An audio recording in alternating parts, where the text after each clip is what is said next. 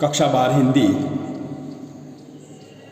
छात्र दोस्तों, कक्षा 12 हिंदी में कुल प्रश्न पत्र में 100 अंक का प्रश्न पत्र है और उसमें जो अपठित विभाग है डी विभाग, उसमें आखिरी क्वेश्चन पत्र लेखन तो 5 अंक का है। सूचना इस प्रकार से दी जाएगी कि निम्नलिखित सूचनानुसार पत्र लिखिए। तो सूचना अनुसार तो यह सूचना है, इसकी रूपरेखा है। अब रूपरेखा हम पढ़ें कि 19 फिर अल्पविराम मदनी पार्क सोसाइटी अल्पविराम मोड़ासा से अनस मलिक अपने बड़ौदा निवासी मित्र प्रकाश पटेल को मोबाइल का विवेकपूर्ण अथवा विवेकपूर्वक उपयोग करने की सलाह देता हुआ एक पत्र लिखता है। यह 5 अंक का प्रश्न है। तो पत्र कैसे लिखा जाता है उसकी बात हम करेंगे। तो पहले हमें इसको पढ़ लेना है और समझ लेना है और तय करना है कि पहले तो कौन किसको पत्र लिखता है। तो ये उसको हम देखेंगे कि मोड़ासा से अनस मलिक, पत्र लिखने वाला कौन है? अनस मलिक। एक एग्जाम्पल के रूप में दिया हुआ है, अन्य कोई भी नाम इसमें पूछा जा सकता है। तो 19 मदनी पार्क सोसाइटी मोड़ासा से अनस मलिक, तो पत्र लिखने वाले का नाम क्या है? अनस मलिक। किसको लिखता है? अपने बड़ौदा निवासी मित्र प्रकाश पटेल को। तो पत्र लिखता है अनस मलिक और पत्र किसको लिखता है? प्रकाश पटेल को। तो यह बात हम पहले अपने जहन में ला दें। फिर दूसरी बात, इन दोनों के बीच का रिश्ता क्या है? तो बड़ौदा निवासी मोड़ासा से पत्र लिखता है अनस, और जिसको पत्र लिखता है वह है बड़ौदा शहर। दोनों के बीच का रिश्ता क्या है? मित्रता का। अब आगे बढ़ते हैं कि मोबाइल का विवेकपूर्वक उपयोग करने की सलाह देता हुआ पत्र लिखता है। तो पत्र का मूल विषय क्या है? मोबाइल का विवेकपूर्वक उपयोग करना। तो अब पत्र हम कैसे शुरू करें? पहले मैं बता दूं कि पत्र के कुल 4 अंग होते हैं। पहला अंग होता है स्थान, दूसरा होता है संबोधन, तीसरा होता है उसका क्लेवर यानी ढांचा, और चौथा होता है अंत यानी समाप्ति। अब कहाँ क्या लिखना है? सीधा और सरल पत्र है, सुकून से इत्मीनान से उसको देखें। तो पहले स्थान, स्थान का मतलब है एड्रेस। तो एड्रेस पत्र लिखने वाला है, उसका एड्रेस पत्र की राइट साइड यानी कि दाईं ओर, जमनी बाजू यानी गुजराती। तो यह पहले दिया हुआ है वह उसका स्थान है, एड्रेस है। क्या है? एड्रेस। तो उसको दाईं ओर लिखेंगे हम कैसे? कि जैसे 19, तो यहाँ लिखा 19 की जगह पर 20 भी आ सकता है, 120 भी आ सकता है। फिर उसका जो चिन्ह है अल्पविराम, तो यहाँ लिखेंगे हम अल्पविराम। बस जो कुछ प्रश्न पत्र में दिया हुआ है वही हमें लिखना है, स्थान में और संबोधन में। तो 19 मदनी पार्क सोसाइटी, फिर क्या है? Madani park society, Madani park society. फिर है मोड़ासा, यहाँ अल्पविराम है, फिर मोड़ासा, तो हम लिखेंगे मोड़ासा। अब कोई भी शहर हो तो उसके पीछे हम पूर्ण विराम करेंगे। फिर हम यहाँ लिखेंगे दिनांक यानी कि तारीख। तो तारीख तो हम जिस दिन इम्तिहान दे रहे हैं उसी तारीख को हम लिखेंगे। जैसे कि अब मई में एग्ज़ाम है तो 4 तारीख को है तो 4 मई, और जो साल है 1921, जो भी आप लिख सकते हैं। तो यह हुआ उसका स्थान। इसका अंक है आधा अंक, 0.5।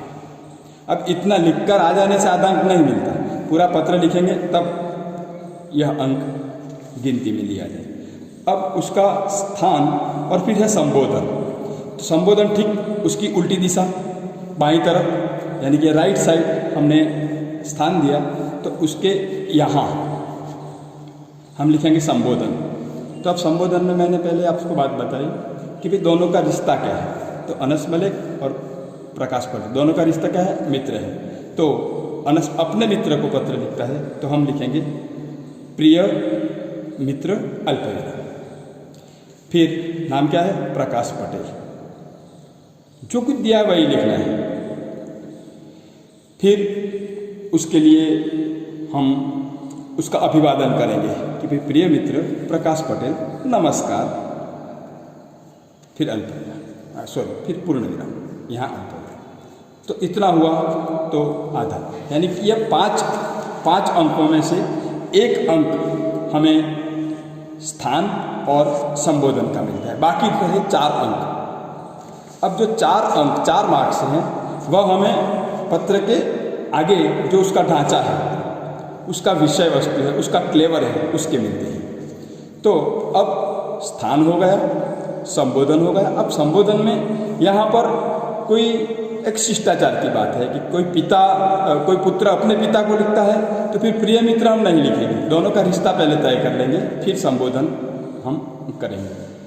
तो अब शुरू होता है पत्र की पहली 1 या 2 पंक्तियाँ।